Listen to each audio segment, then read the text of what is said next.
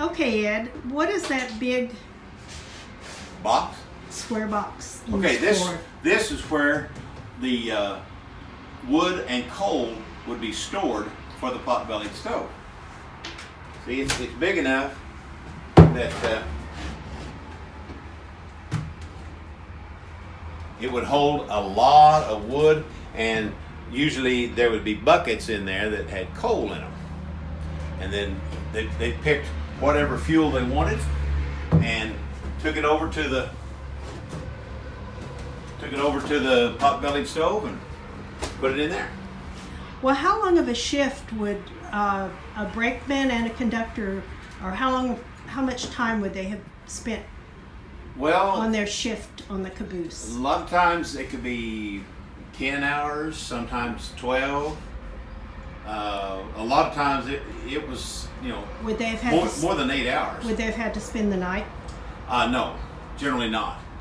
Well, what is this that looks like a sleeping couch? Okay, the sleeping couch, it's a bed, and like say if they were stopped someplace where they had to just sit on a siding, one of the guys could sleep and they take turns, and it's sitting on this large box. That box held large heavy tools that they used as well as parts for things on the train. So air hoses and knuckles, things like that were stored in there also. So this Caboose kind of is a precursor to the small house Pretty much. I think trend that's going on. Probably the small house people looked at some of these and decided, well, we ought to make some of that. Okay. I'm noticing something else up here on the wall that I think Yeah. is real interesting. Torpedoes and fuses. What is that about? Can you explain? This box held a torpedo is a warning device that is strapped to the rails to keep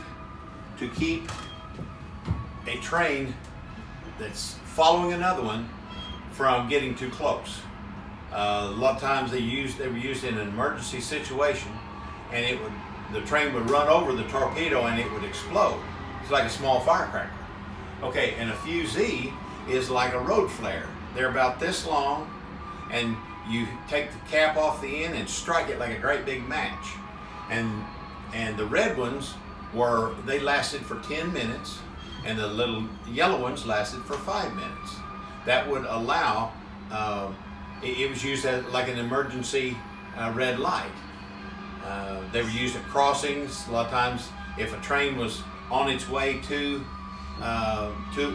catching up to another train, they'd throw a fusee out and the train could not pass that.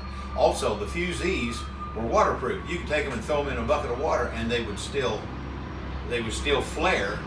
It makes its own oxygen. And then once it's done, it's done. That's interesting. Thank you. Something else that I've noticed in the Caboose are all these wonderful vintage Lanterns. Yes, Switchman lanterns. Switchman lanterns. Explain to our viewers how you have configured them so that they're running off of... Okay. What we did, we were donated several of these vintage lanterns. We wanted to know what to do with them, so we electrified them. And, put a socket in there and put an electric bulb in there and tied them into our lighting system. And each lantern, several of them, are from other railroads other than the Frisco. This car being from the Frisco, but we chose to light the interior of this to show off our vintage. They're Switchman lanterns.